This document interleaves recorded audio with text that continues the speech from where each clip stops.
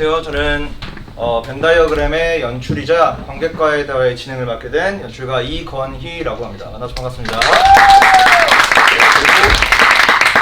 그리고 관객과의 대화의 이제 게스트로 탈북민 방송인 나민희님이 같이 함께 해주시겠습니다. 북한에서 2015년에 한국에 입국했고 지금 한 9년 차 한국살이 되는 나민희라고 합니다. 반갑습니다.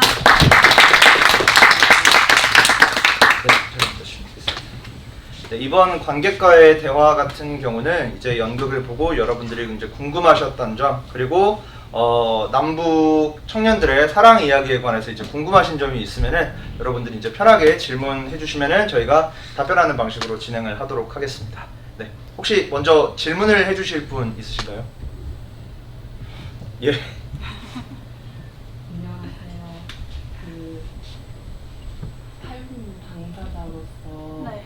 오늘 공연을 보셨는데 네. 보시면서 혹시 느낀 점이나 네, 저는 너무 재미있게 잘 봤고 되게 감동받은 부분들이 너무 많았어가지고 이 멋진 공연을 왜 이제 봤을까라는 생각이 들어서 연출님 너무 대단하시더라고요. 네, 거의 좀 울면서 본 적도 있고 그랬던 것 같아요. 그래서 되게 탈북민으로서 공감 가는 부분도 꽤 있었고 그리고 또 한쪽으로는 저렇게 잘 살아가고 있어서 다행이다라는 생각도 있었고, 저랑은 조금 다른 이야기긴 한데 저는 같은 고향 사람이랑 살고 있거든요. 근데 이제 극 중에 주인공 같은 경우에는 한국 분이랑 사시잖아요. 그래서 비슷하면서도 다른 그런 이야기라서 재밌게 잘 봤습니다. 네.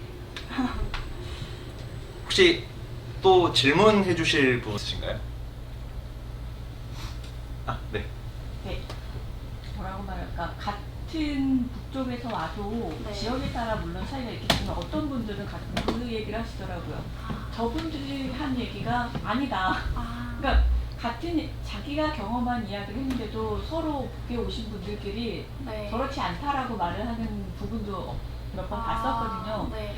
이 극에서 혹시 민님도 그렇게 느낀 부분이 있었는지 궁금해요. 네, 저는 그러게요. 저는 이제 고향이 평양인데 남편도 같은 평양이어가지고 그 부분에서 훨씬 더 잘 맞았던 것 같아요. 우리가 같은 어떤 학창 시절을 공유했고 이러다 보니까 너무 환경이 똑같다 보니까.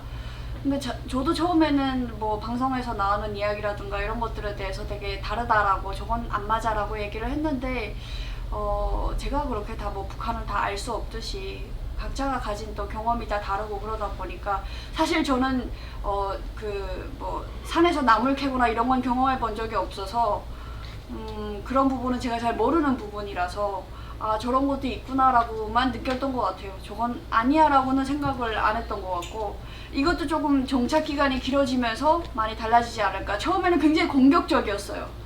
저런 틀린 얘기를 하면 안 된다고 막 그랬는데 뭐 어느 순간 이제 틀린 게 아니라 그냥 다른 거로구나, 또 내가 모르는 어떤 분야로구나, 그런 생각을 또 하게 됐고, 점점 더 어떤 사회의 한 성원으로서 많이 또 이렇게 희석이 잘 되어가는 것 같은 그런 생각을 또 하게 되었습니다. 그냥 잘 보면서 저런 경험이 있었구나라는 생각을 했었어요. 네.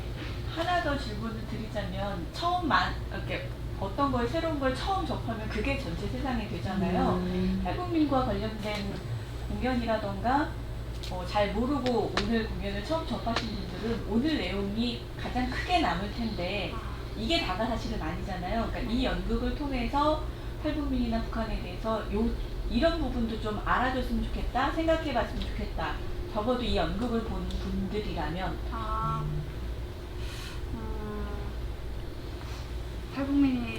탈북민에 대해서 그러게요. 그냥 좀 기다려 주시면 좋지 않을까. 근데 약간 그런 거는 있어요. 내가 만난 어떤 사람이 탈북민인데 그 사람이 참 나한테 되게 불쾌한 행동을 했다, 나한테 피해를 줬다라고 해서 이게 일반적인 탈북민의 사례는 아니다라고만 좀 알아주셨으면 좋겠는 게, 저도 이제 한국에 와서 되게 좋은 분들을 엄청 많이 만났어요. 저희가 국정원 조사기간 때부터 해서 다 저희를 도와주시려는 분들을 만나고 막 이러다가 또 여기 태생 오리지널 남한분한테 사기도 당하고, 그래서 한국 사람들은 다 되게 다 좋구나라고 생각했는데 그러다 또 사기 당하고, 그러다 또 그 치유를 또 탈북민한테 같은 친구들끼리 받기도 하고, 탈북민한테 또 피해를 당하고, 이제 그 사람한테 당하는 어떤 피해나 더 사람한테 받는 힐링이다 이렇게 생각을 하게 됐던 것 같아요. 그래서 누가 이제 내가 아는 탈북민이 그래 북한에서 온 애들은 다 그럴 거야 이렇게만 좀 마음을 주시지 말았으면 하는 그런 말씀을 좀 드리고 싶어요. 다 사람에 따라서 다 다른 거니까. 네. 질문을 안 하시는데 하나만 더 보자면 관객의 입장으로서 네. 오늘 연극 중에 가장 인상적인 장면, 가장 기억에 남는 장면이 있다면 어떤 장면이고 왜 그 장면을 꼽으셨는지. 그 이제 또 주인공은 고향에 연락하는 거를 좀 그 남자친구가 몰래 하는 거잖아요. 근데 그리움이 닫힐 것 같아서 그 희망이 좀 아무래도 없어질 것 같아서 이제 좀 더 기다리겠다라고 얘기를 하고 이러는데 그 부분에서 정말 울컥했던 것 같아요. 저도 혼자 와서 저희 또 고향이 평양이라고 하는 북한에서 또 되게 다치고 특수한 구역이다 보니까 괜히 또 연락을 제가 시도했다가 부모님이 남쪽이랑 연락하고 있는 걸 알게 되면 더 위험해질까봐 그것 때문에 연락을 더 주저하게 되는 경우도 있거든요. 그래서 아니면 또 이제 괜히 연락했는데 그동안에 또 안 좋은 소식이 있을 수도 있는데 그게 어찌 보면 나 때문이기도 한 거니까 그러면 나도 너무 무너질 것 같아서 그냥 그 헤어지기 전에 엄마의 모습, 헤어지기 전에 같이 살았던 아빠의 모습만 계속 기억하고 그때 모습만 그리워하면서 살아가고 있는 편이기도 하거든요. 그래서 저게 나만의 생각은 아니었구나. 어찌 보면 탈북민들이 다 저렇게 살아가고 있을지도 모르겠구나라는 생각이 들어서 그 부분이 가장 인상에 남았던 것 같습니다. 네. 감사합니다. 네. 질문을 2가지만 더 받아보도록 하겠습니다. 혹시 있으신가요? 네. 저는 그 정착에 네.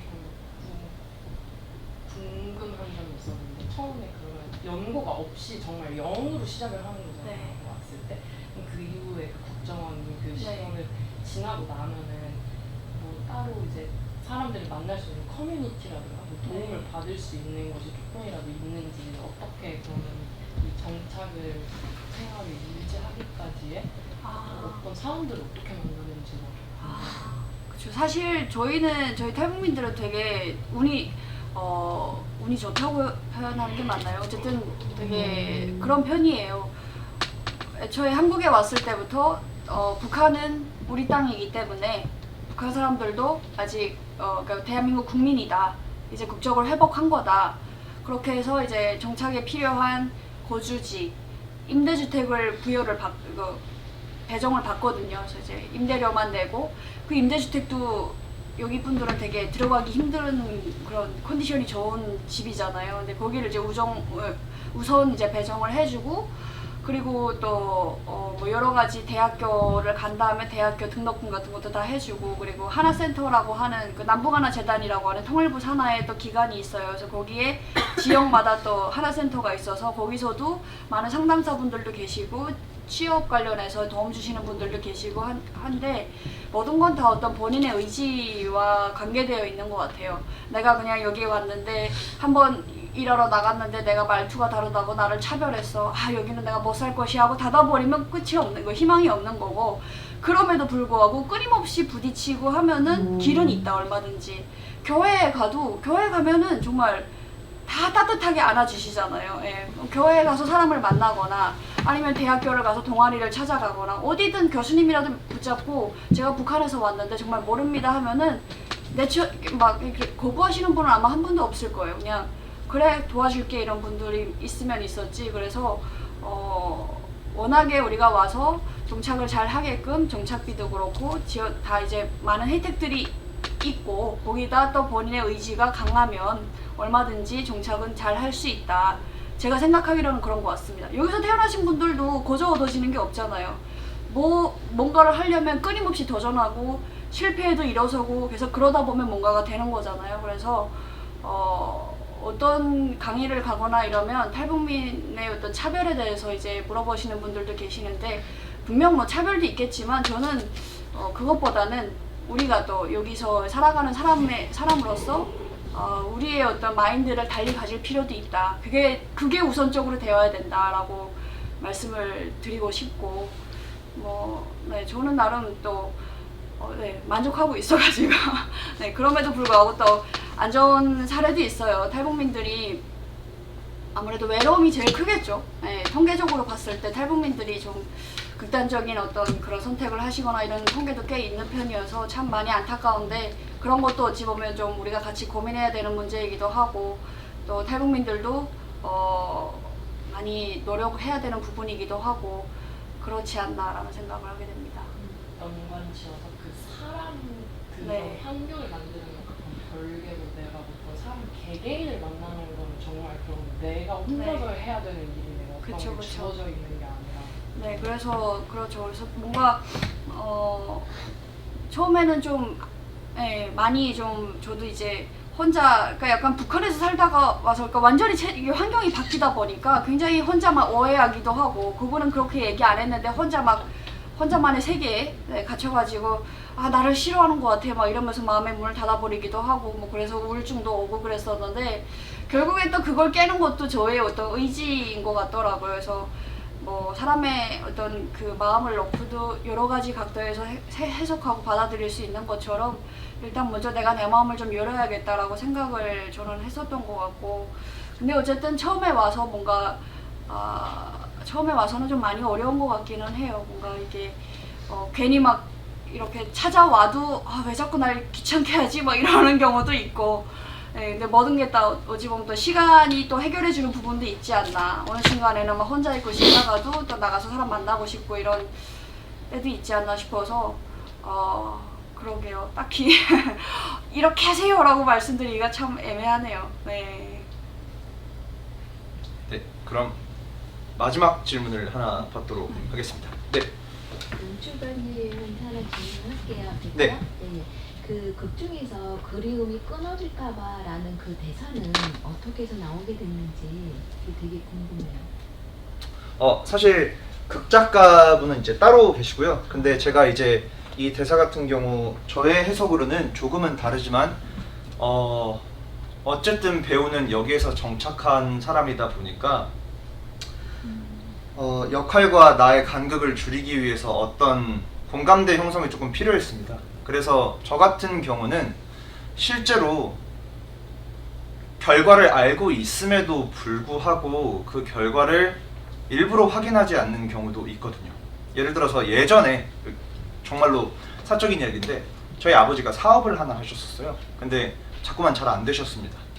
근데 지금 현재 저한테는 어떤 미래를 볼 수 있는 어떤 빛이 없는 거예요. 그거라도 있어야지. 그래서 안 될 걸 알면서도 아버지한테 계속해서 물어봤습니다. 당연히 안 됐겠죠. 다음부터는 뭐 또 무언가를 한다고 할지라도 계속해서 물어봤습니다. 왜냐하면 그거라도 없었으면 그때 당시엔 저는 살 수가 없었거든요. 물론 다행히도 아버지 사업이 지금 잘 되셨습니다.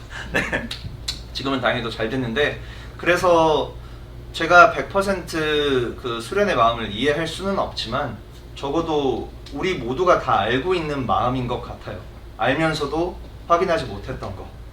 근데 어느 순간에는 꼭 확인을 해야지만 앞으로 나아갈 수 있는 거.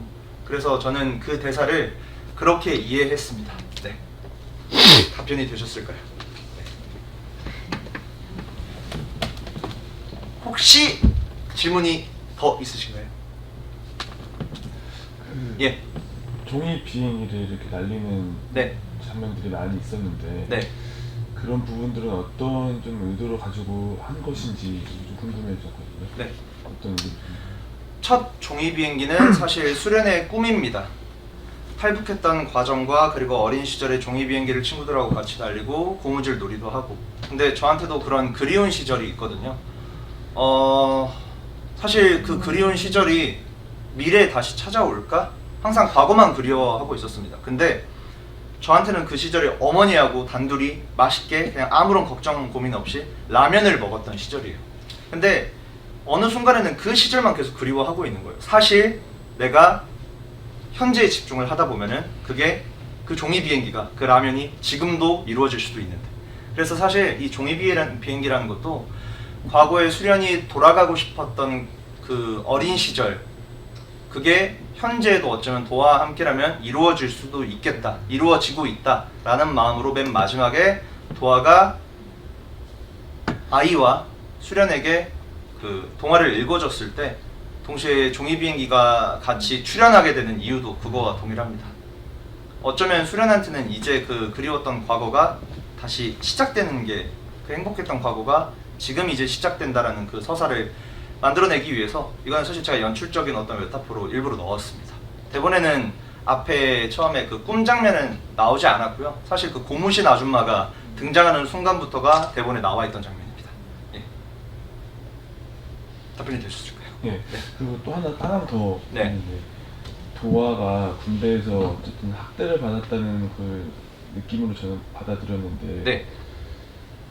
그거에 대한 얘기가 그 이후에는 더 이상 나오지 않더라고요. 네. 근데 그게 어떤 이 자기의 그 트라우마를 극복하는 모습이라고 볼 수 있었는데, 그 이유가 혹시 그 수련 때문에 군대에서 그런 학대를 받은 것인지에 대한 생각도 들었거든요, 저는. 그래서 뭐 어떻게 된 것인지에 대한 얘기가 조금 궁금했어요. 아, 그 안에. 사실 극작가님한테 그 지점까지 물어보지는 않았지만 어쨌든 전 연출가의 입장으로서 제가 해석한 바로는 그거는 수련하고는 관련이 없습니다. 그냥 도화의 개별적인 이야기이고요. 근데 그걸 살피다 보면은 도화는 수련을 점점 이해하는 과정을 가져요. 이 벤다이어그램이라는 연극 자체도 사실 저는 이 작품을 하면서 합집합, 교집합에 대해서만 생각을 했거든요. 근데 사실 벤다이어그램이라는 도표는 차집합도 존재하잖아요. 서로가 다른 점을 인정해 나가야 되는 부분. 그래서 사실 도화도 개인의 아픔을 가지고 있고 수련의 아픔을 공감하고 있지만, 어쩌면은 도화라는 사람은 누군가를 계속해서 보살펴주고 이해해주고 받아들이는 과정의 역할만 하다가 어쩌면은 수련한테 그거를 공개하기가 어렵지 않았을까. 근데 어쩔 수 없이 그게 자꾸만 드러나게 되고 수련도 그거를 받아들이게 되고, 그렇게 해서 서로의 다른 점, 그리고 서로가 힘들어하는 점을 교집합을 이룸으로써 벤다이어그램이 이루어졌다고 생각합니다. 사실 그래서 그 도화의 장면은 수련 때문은 아니라고 생각합니다. 어쩌면 작가님의 생각은 좀 다를 수도 있겠죠. 예, 이거에 대한 서사가 그렇게 길게 나오지가 않아서 어쩌면은 열어두는 방식이 좀 더 맞다고 생각합니다. 네. 네. 그러면 많은 질문들을 해주셨는데요. 일단 공연을 보러 와주셔서 너무 감사하고요. 자리 같이 해주신 이제 나미니님한테도 네, 박수 한번 부탁드리겠습니다. 관객과의 대화를 이렇게 마치도록 하겠습니다. 가시는 길 조심히 돌아가시고요. 네, 나가시는 길에 후기 링크가 하나 있습니다. 그 사진 찍고 작성 한번 해주시면 감사하겠습니다. 감사합니다.